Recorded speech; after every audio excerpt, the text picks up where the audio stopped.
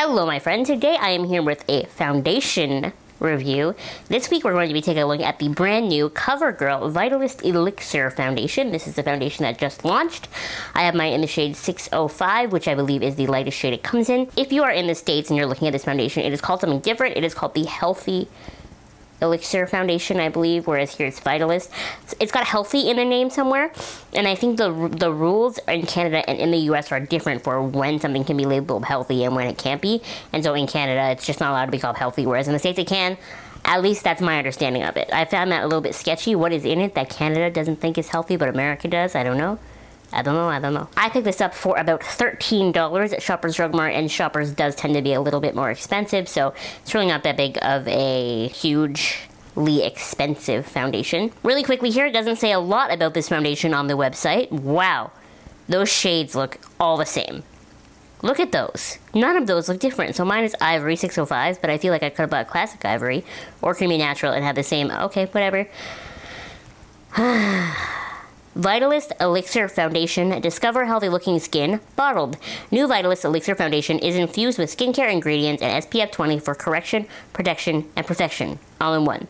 This full coverage foundation makes skin glow with a healthy look from the inside out. So that's a very important fact that I want to mention right here. I've watched a lot of reviews on this foundation before I bought it, and a lot of people try to build it up. This foundation never claimed to be buildable. It claims to be full coverage, but not buildable.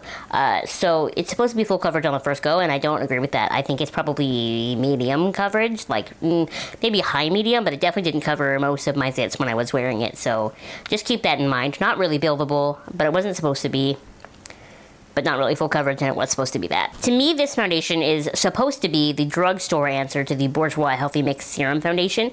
That's kind of what I expected going into it, and that's kind of what I got. It smells like fruits the same way that the Bourjois does, and it kind of has that same sort of feel on the skin. It goes on very nicely. I put it on with a beauty blender, put it all over your face.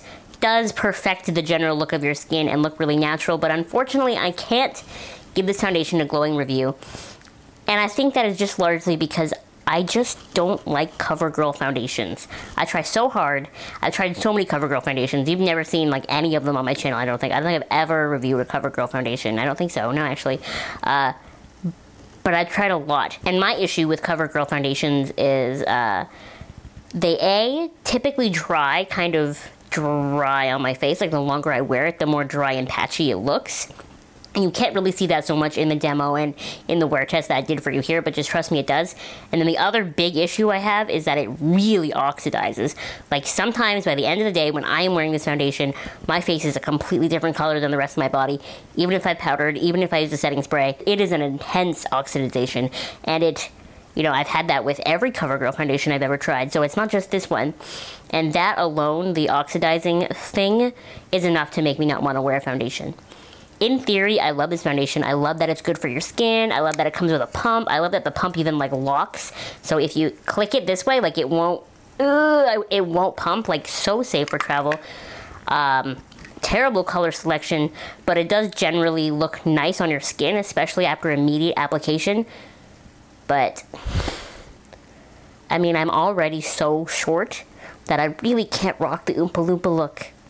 I just can't do it. COVERGIRL, whatever it is that you put in your foundations that make them go super orange on my skin, and a lot of people's skin, because I've heard that thought from a lot of people, just take that out.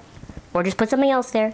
And then I would, if it wasn't that, if it didn't go bright orange on my face, I'm sure I would love this foundation. Because like I said, it is like the drugstore answer to the Bourjois Healthy Mix Serum Foundation, and I really like that foundation. It's just a little too expensive for me to buy over and over again, so this would be perfect if it didn't make me orange and if it didn't dry too dry for my skin. Anyway, please let me know what you thought of this video in the comments below. If you tried this foundation, what did you think? I would love to hear your thoughts on that as well. Thank you so much for watching, and I will see you next time. Bye!